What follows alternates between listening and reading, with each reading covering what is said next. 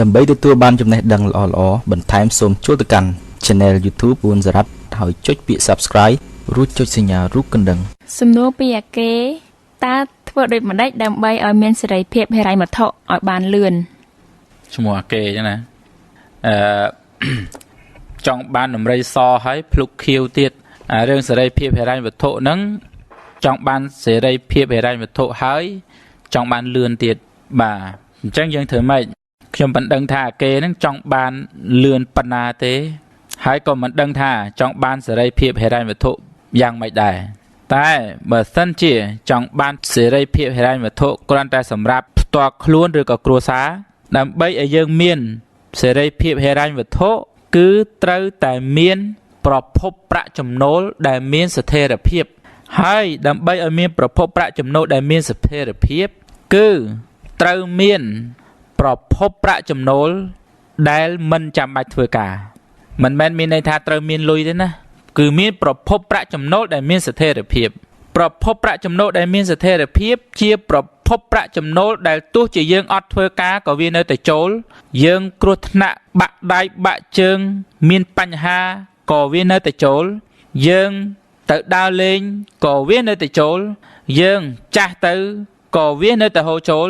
យើងស្លាប់ទៅក៏នៅតែវាហូរចូលសម្រាប់កូនចៅជំនាន់ក្រោយរបស់យើងនេះហៅថាប្រភពប្រាក់ចំណូលដែលមានស្ថិរភាពប្រភពប្រាក់ចំណូលដែលមានស្ថិរភាពគេហៅថា passive income ហើយប្រភពប្រាក់ចំណូល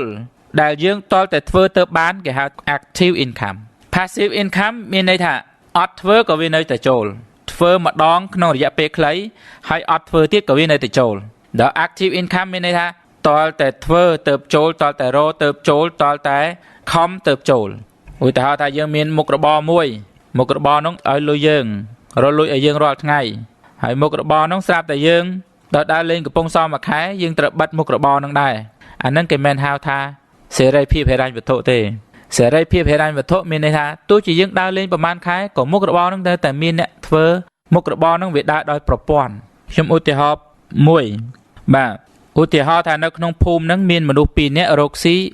លក់ទឹកម្នាក់រកស៊ីរែកទឹកលក់ឬក៏បូមទឹកលក់ហើយម្នាក់ទៀតរកស៊ីលក់ទឹកដែរតែមិនរែកឬមិនបូមទេគាត់តក្បាលរមណីគាត់ជីកអាងទឹកមួយឲ្យធំគាត់ធ្វើអាងទឹកមួយឲ្យខ្ពស់សមរម្យរួចហើយគាត់តក្បាលរមណីពីផ្ទះមួយទៅផ្ទះមួយពីផ្ទះមួយទៅផ្ទះមួយហើយ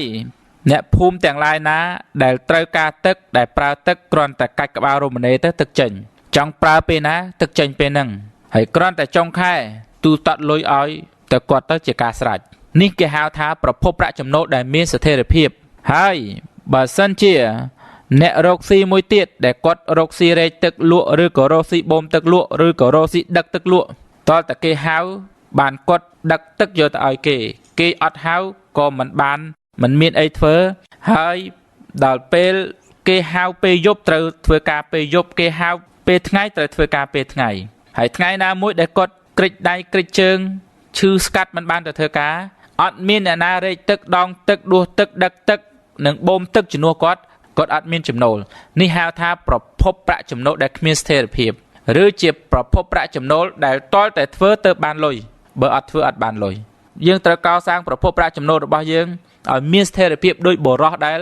កសាងអាងទឹកហើយតក្បាលរមណីទៅយកទឹកដាក់តាមផ្ទះមិនបាច់ធ្វើក៏នៅតែចូលយប់ឡើងចង់ដើរលេងនៅនីតិណាក៏នៅតែគេអាចប្រើទឹកបានចង់ទៅដើរលេងនៅសិង្ហបុរីដើរលេងនៅជុំវិញពិភពលោកក៏គេនៅតែប្រើទឹកបាននេះគេហៅថាប្រភពប្រាក់ចំណូលដែលមានស្ថិរភាពអញ្ចឹងដើម្បីឲ្យយើងមានសេរីភាពហិរញ្ញវត្ថុគឺយើងត្រូវតែចាប់ផ្ដើមកសាងប្រភពប្រាក់ចំណូលឲ្យមានស្ថិរភាពសួរថាធ្វើម៉េចដើម្បីយើងកសាងប្រភពប្រាក់ចំណូលឲ្យមានស្ថិរភាពធ្វើម៉េចស្ថិរភាពនឹងយើងត្រូវធ្វើយ៉ាងម៉េចស្ថិរភាពនឹងគឺយើងត្រូវកសាងប្រភពប្រាក់ចំណូលរបស់យើងឲ្យคล้ายទៅជាប្រព័ន្ធ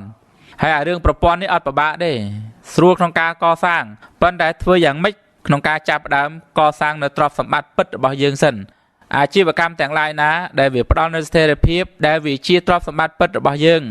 តើតែយើងរកអាជីវកម្មមួយបានល្អហើយទើបកសាងប្រព័ន្ធអាជីវកម្មនោះឲ្យคล้ายទៅជាលំហូរប្រាក់ចំណូលដែលមានស្ថិរភាពជាងយើងត្រូវធ្វើយ៉ាងម៉េចដើម្បីឲ្យคล้ายទៅជាមនុស្សដែលអាចកសាងអាជីវកម្មមួយដែលមានប្រភពប្រាក់ចំណូលដែលមានស្ថិរភាពយើងត្រូវប្រើប្រាជ្ញារបស់យើង យើងត្រូវប្រើប្រាជ្ញារបស់យើងប្រើប្រាជ្ញាយ៉ាងម៉េចបើយើងធ្វើការស៊ីឈ្នួលឲ្យគេអត់បានលុយដែលមានស្ថិរភាពទេថ្ងៃណាមួយត្រូវបានគេដេញចេញថ្ងៃណាមួយក្រុមហ៊ុនគេខ្សែធនថ្ងៃណាមួយមានបញ្ហាយើងអត់បានចំណូលបើយើងធ្វើការឲ្យខ្លួនឯង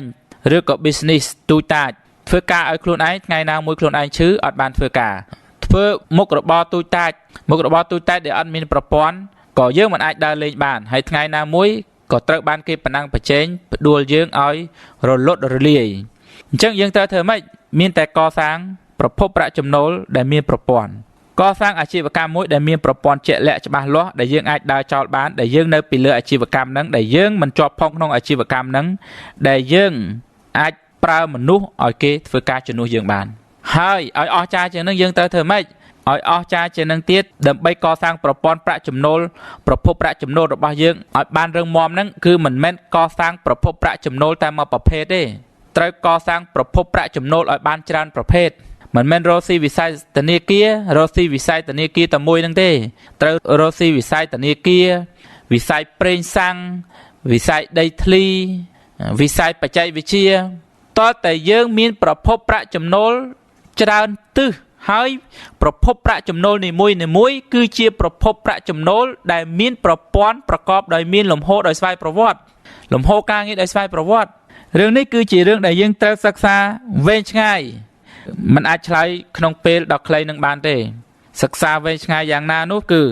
ចាំបងបើកវគ្គបណ្ដុះបណ្ដាលមួយតែតកតងទៅនឹងថាធ្វើយ៉ាងម៉េចឲ្យយើងខ្លាយទៅជាមនុស្សដែលមានប្រាជ្ញា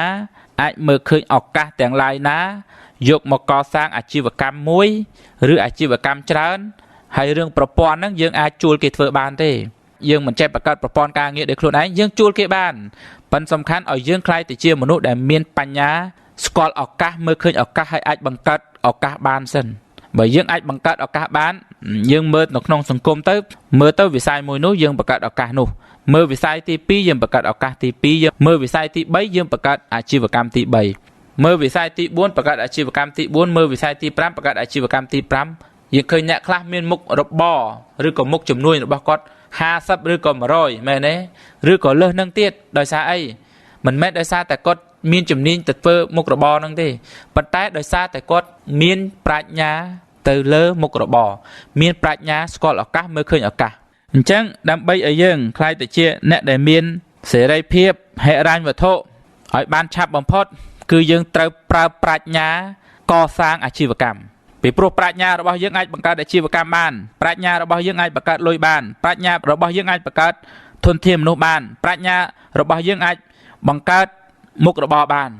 ប្រាជ្ញារបស់យើងគឺធ្វើឲ្យយើងស្គាល់ឱកាសបើយើងជាប្រភពនៃប្រាជ្ញាហើយ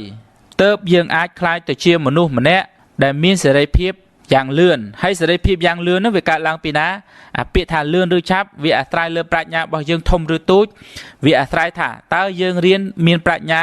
ប្រហែលឆ្នាំបានយើងមានប្រាជ្ញានោះមិនមែនមានន័យថាមានប្រាជ្ញាត្រាស់ដឹង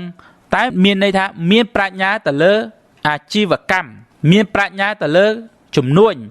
មានប្រាជ្ញាទៅលើចំណូលមានប្រាជ្ញាទៅលើលុយសម្រាប់លោកអ្នកដែលមានសំណួរចង់សួរអាចសរសេរនៅក្នុងខមមិនបាននៅសំណួរដ៏ជាក់លាក់របស់លោកអ្នកយើងខ្ញុំនឹងជ្រើសរើសយកសំណួររបស់លោកអ្នកមកបកស្រាយសូមអរគុណ